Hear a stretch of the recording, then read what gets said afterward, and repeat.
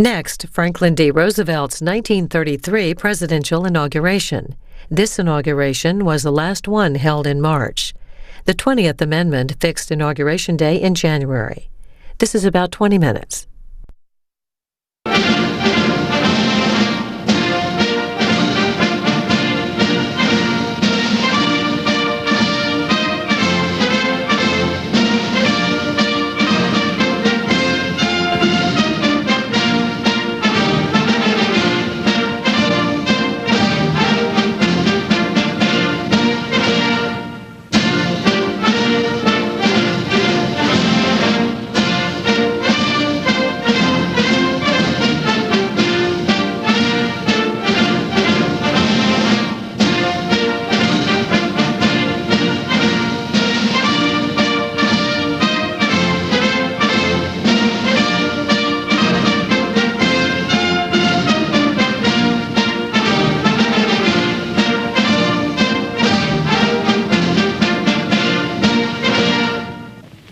Franklin Delano Roosevelt, do solemnly swear that you will faithfully execute the office of President of the United States and will, to the best of your ability, preserve, protect, and defend the Constitution of the United States.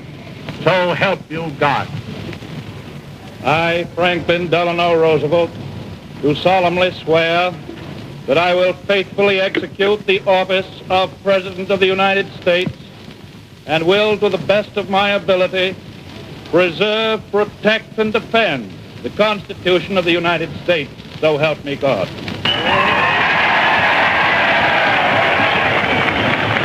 President Hoover, Mr. Chief Justice, my friends, this is a day of national consecration.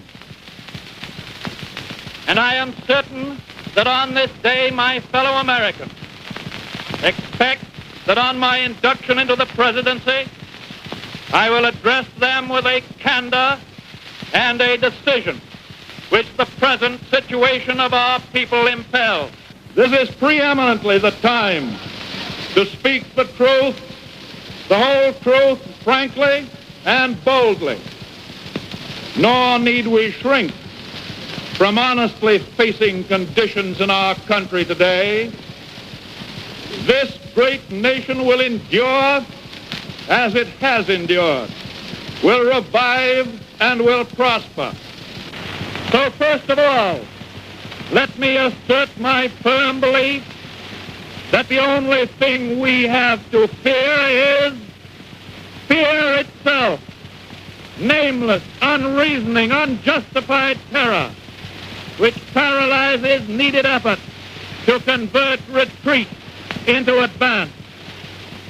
In every dark hour of our national life, a leadership of frankness and of vigor has met with that understanding and support of the people themselves, which is essential to victory. And I am convinced that you will again give that support to leadership in these critical days. In such a spirit on my part and on yours, we face our common difficulties. They concern, thank God, only material things. Values have shrunk to fantastic levels. Taxes have risen. Our ability to pay has fallen. Government of all kinds is faced by serious curtailment of income. The means of exchange are frozen in the currents of trade. The withered leaves of industrial enterprise lie on every side. Farmers find no market for their produce, and the savings of many years in thousands of families are gone. More important, a host of unemployed citizens face the grim problem of existence, and an equally great number toil with little return. Only a foolish optimist can deny the dark realities of the moment. And yet our distress comes from no failure of substance. We are stricken by no plague of locusts compared with the perils which our forefathers conquered because they believed and were not afraid, we have still much to be thankful for. Nature still offers her bounty, and human efforts have multiplied it. Plenty is at our doorstep, but a generous use of it languishes in the very sight of the supply. Primarily, this is because the rulers of the exchange of mankind's goods have failed through their own stubbornness and their own incompetence, have admitted their failure and have abdicated. Practices of the unscrupulous money changers stand indicted in the court of public opinion, rejected by the hearts and minds of men. True, they have tried, but their efforts have been cast in the pattern of an outworn tradition. Faced by failure of credit, they have proposed only the lending of more money. Stripped of the lure of profit by which to induce our people to follow their false leadership, they have resorted to exhortation, pleading tearfully for restored confidence. They only know the rules of a generation of self-seekers. They have no vision, and when there is no vision, the people perish. Yes, the money changers have fled from their high seats in the temple of our civilization. We may now restore that temple to the ancient truth.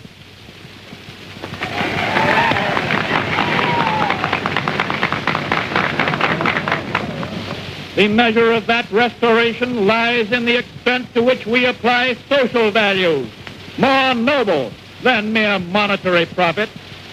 Happiness lies not in the mere possession of money. It lies in the joy of achievement, in the thrill of creative effort. The joy, the moral stimulation of work no longer must be forgotten in the mad chase of evanescent profit. These dark days, my friends, will be worth all they cost us if they teach us that our true destiny is not to be ministered unto, but to minister to ourselves, to our fellow men.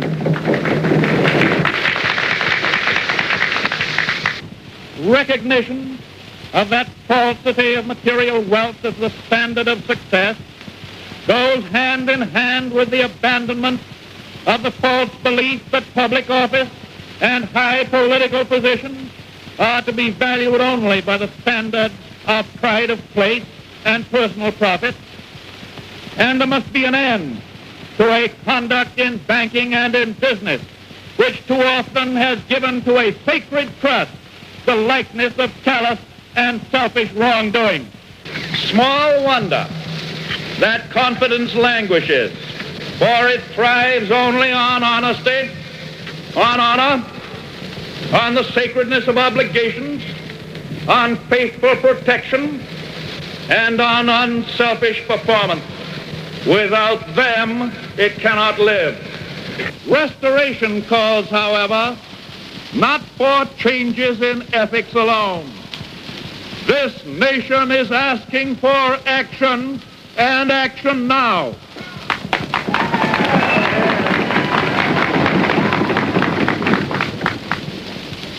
Our greatest primary task is to put people to work. This is no unsolvable problem if we face it wisely and courageously. It can be accomplished in part by direct recruiting by the government itself, treating the task as we would treat the emergency of a war, but at the same time, through this employment, accomplishing greatly needed projects to stimulate and reorganize the use of our great natural resources. Hand in hand with that, we must frankly recognize the overbalance of population in our industrial centers, and by engaging on a national scale in a redistribution, endeavor to provide a better use of the land for those best fitted for the land. Yes, the task can be helped by definite efforts to raise the values of agricultural products, and with this the power to purchase the output of our cities. It can be helped by preventing realistically the tragedy of the growing loss through foreclosure of our small homes and our farms. It can be helped by insistence that the federal, the state, and the local governments act forthwith on the demand that their cost be drastically reduced. It can be helped by the unifying of relief activities which today are often scattered, uneconomical, unequal. It can be helped by national planning for and supervision of all forms of transportation and of communications and other utilities that have a definitely public character. There are many ways in which it can be helped, but it can never be helped by merely talking about it.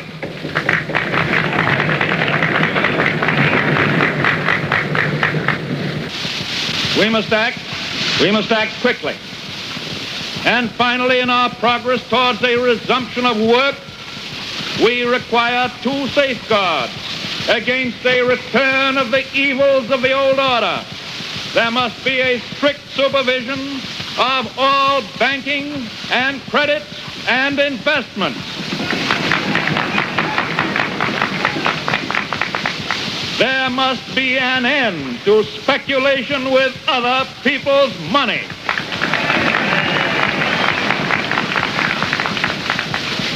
And there must be provision for an adequate but sound currency. These, my friends, are the lines of attack I shall presently urge upon a new Congress in special session detailed measures for their fulfillment, and I shall seek the immediate assistance of the 48 states.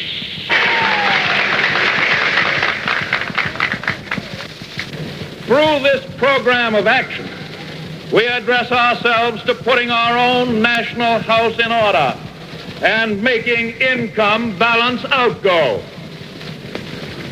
Our international trade relations, though vastly important, are in point of time and necessity secondary to the establishment of a sound national economy. I favor, as a practical policy, the putting of first things first. I shall spare no effort to restore world trade by international economic readjustment, but the emergency at home cannot wait on that accomplishment. The basic thought that guides these specific means of national recovery is not narrowly nationalistic. It is the insistence as a first consideration upon the interdependence of the various elements in and parts of the United States of America, a recognition of the old and permanently important manifestation of the American spirit of the pioneer. It is the way to recovery. It is the immediate way. It is the strongest assurance that recovery will endure. In the field of world policy, I would dedicate this nation to the policy of the good neighbor. The neighbor who resolutely respects himself and, because he does so, respects the rights of others. The neighbor who respects his obligations and respects the sanctity of his agreements in and with a world of neighbors. If I read the temper of our people correctly, we now realize, as we have never realized before, our interdependence on each other, that we cannot merely take, but we must give as well. That if we are to go forward, we must move as a trained and loyal army, willing to sacrifice for the good of a common discipline. Because without such discipline, no progress can be made, no leadership becomes effective. We are, I know, ready and willing to submit our lives and our property to such discipline because it makes possible a leadership which aims at the larger good. This I propose to offer, pledging that the larger purposes will bind upon us all, as a sacred obligation, with a unity of duty hitherto evoked only in times of armed strife. With this pledge taken, I assume unhesitatingly the leadership of this great army of our people, dedicated to a disciplined attack upon our common problems. Action in this image, action to this end, is feasible under the form of government which we have inherited from our ancestors. Our Constitution is so simple, so practical, that it is possible always to meet extraordinary needs by changes in emphasis and arrangement without loss of essential form. That is why our constitutional system has proved itself the most superbly enduring political mechanism the modern world has ever seen. It has met every stress of vast expansion of territory, of foreign wars, of bitter internal strife, of world relations. And it is to be hoped that the normal balance of executive and legislative authority may be wholly equal, wholly adequate to meet the unprecedented task before us. But it may be that an unprecedented demand and need for undelayed action may call for temporary departure from that normal balance of public procedure. I am prepared, under my constitutional duty, to recommend the measures that a stricken nation in the midst of a stricken world may require. These measures, or such other measures as the Congress may build out of its experience and wisdom, I shall seek within my constitutional authority to bring to speedy adoption. But in the event that the Congress shall fail to take one of these two courses, in the event that the national emergency is still critical, I shall not evade the clear course of duty that will then confront me. I shall ask the Congress for the one remaining instrument to meet the crisis: broad executive power to wage a war against the emergency as great as the power that would be given to me if we were in fact invaded by a foreign foe.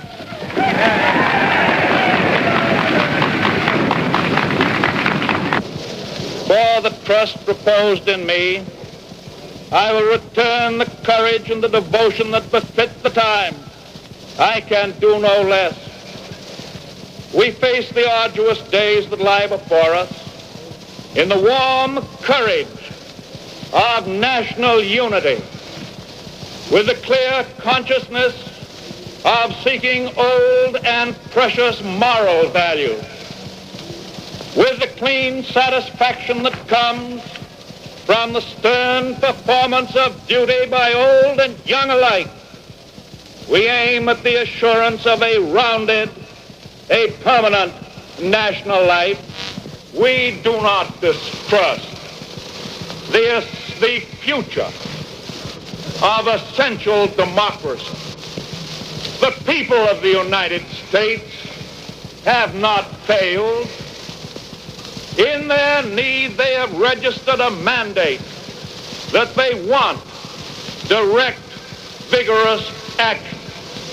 They have asked for discipline and direction under leadership. They have made me the present instrument of their wishes. In the spirit of the gift, I take it. In this dedication of a nation, we humbly ask the blessing of God. May He protect each and every one of us May he guide me in the days to come.